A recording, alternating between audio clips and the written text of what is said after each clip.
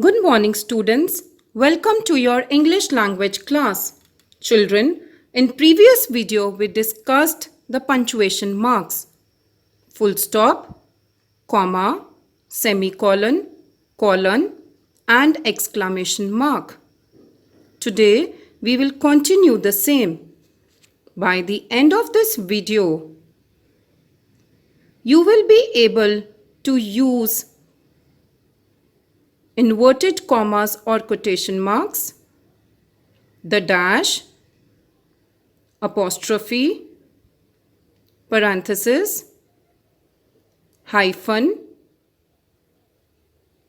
and the uses of capital letters. Now, what are the rules we need to follow while using punctuation marks? Quotation marks. We use quotation marks for direct quotations in English. In simple words, when we are referring the exact words of the speaker, we write those words within inverted commas. Let us take few examples. I feel I have really earned this, she said, taking up her mug of tea. It is a historic moment, he told journalists.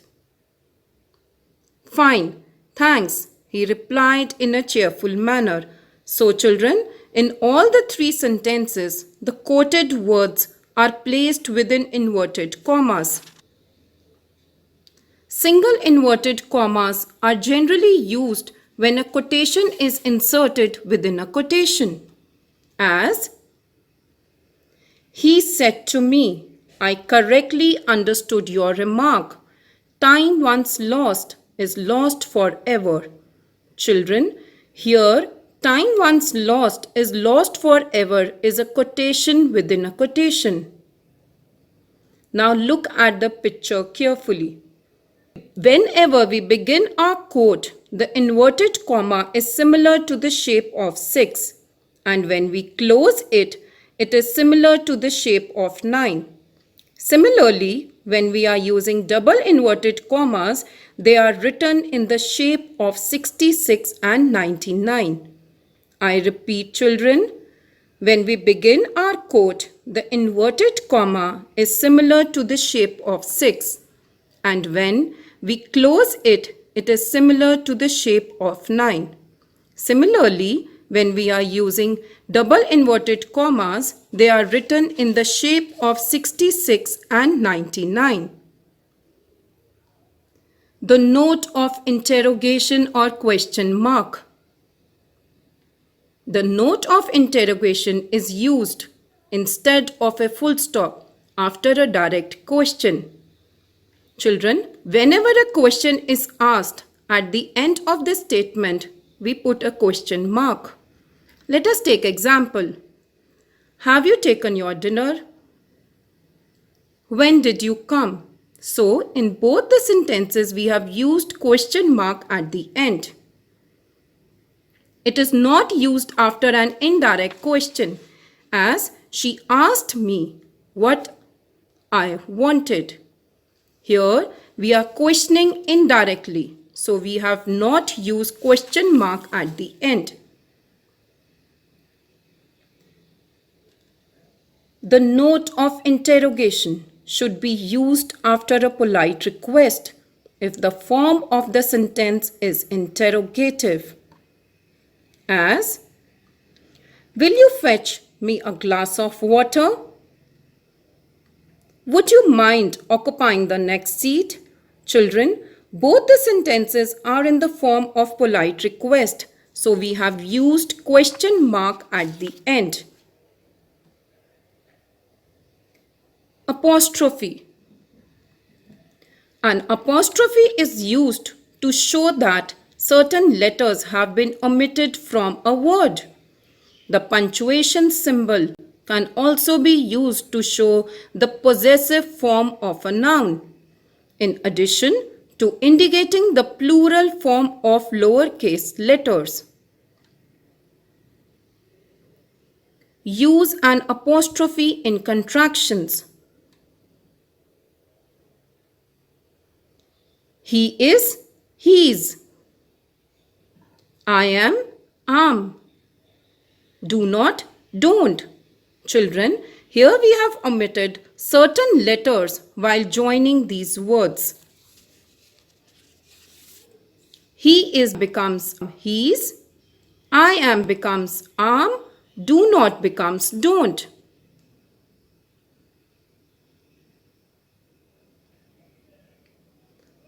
How to use an apostrophe? The apostrophe is used to show possession as Shalu's book. Here in this sentence, the book is possessed by Shalu. So we have used Shalu apostrophe S to show the possession. Let us take another example. Girl's frock. Children, keep in mind, if you are using apostrophe to show possession, in case of a plural noun, apostrophe is placed after S. That is the reason we have put an apostrophe after S. To indicate the plural of certain words, figures and signs. Let us take example. What will be the plural of 5? Yes, it will be fives. Now children, what will be the plural of tea? Very good, it will be teas. Hyphen. The hyphen is used to join the parts of a compound word. Basically, it is used to join words to indicate that they have a combined meaning or that they are linked in the grammar of a sentence. For example, mother-in-law, passerby. It is also used to form compounds beginning with few prefixes like ex, co, vice.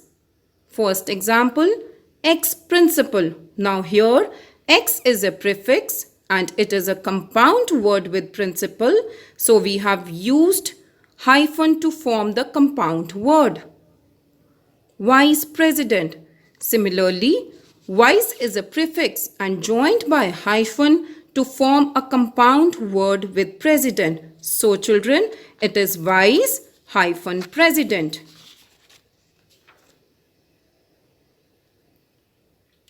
It is used to form compound fractions and compound numerals. Simple words, when writing out numbers with fractions, we use hyphen. For example, 1/5, 2/3. Dash. The dash is used to resume scattered subject as friends, companions, relatives, all deserted him. Children, deserted means all abandoned him. Here we are talking about different subjects, that is friends, companions, relatives. So we have resumed the sentence by using dash. The dash also separates part of a sentence when a sudden change of thought comes in. As, if my friends were alive, but why lament the past? Children, here in this sentence, if my friends were alive is separated from part of the sentence, but why lament the past? Using dash, because why lament the past shows the sudden change in thought. Now, let us consider another example for better understanding. If only he had helped me, but it does not matter now. In this sentence, speaker wishes if only he had been helped earlier, but now it does not make any difference.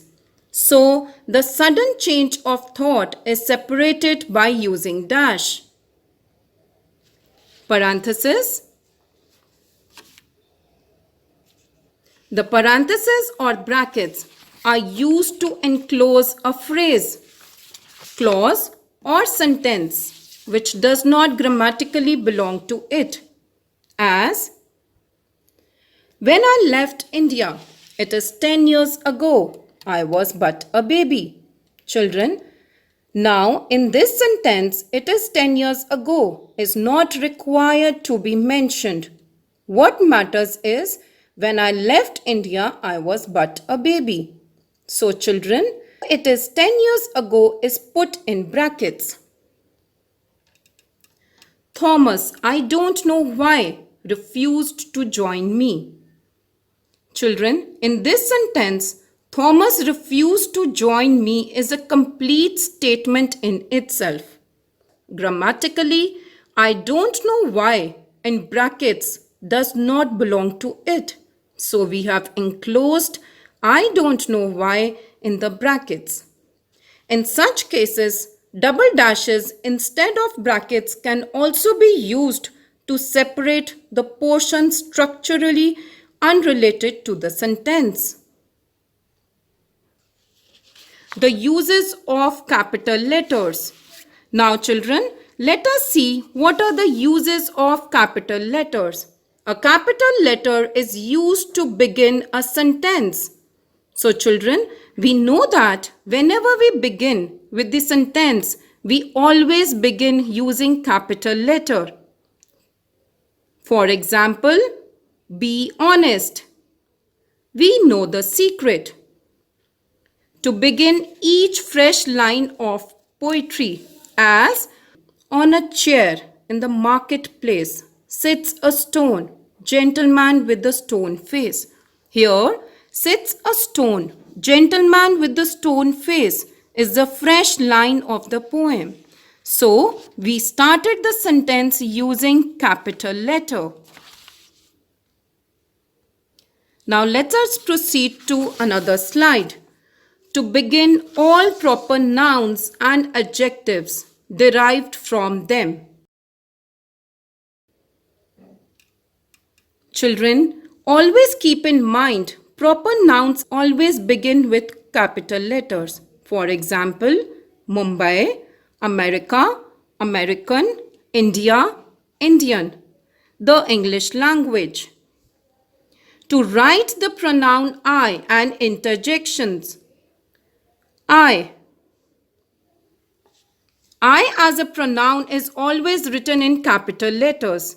The interjections always begin with capital letters. Oh, ah, alas. Children, the interjections here, oh, ah, alas, begin with capital letters. For all nouns and pronouns referring to God. Children, references to God always begin with capital letters. For example, the Almighty, the Lord, His will. To begin a proverb body quotation as, the proverb says, honesty is the best policy. Quotation, time once lost is lost forever. Whenever we begin a proverb or quotation, we always begin with capital letter. To begin names of days, months, seasons, title of books, names of places, and of particular things, public institutions, all important words in a heading as Tuesday, December, summer, Sindbad the sailor, Howrah Bridge, St. Helens School. Children, in headings we do not begin articles and prepositions with capital letters. For example, life of an Indian farmer. To begin words of titles and degrees as Dr. Mohan Singh.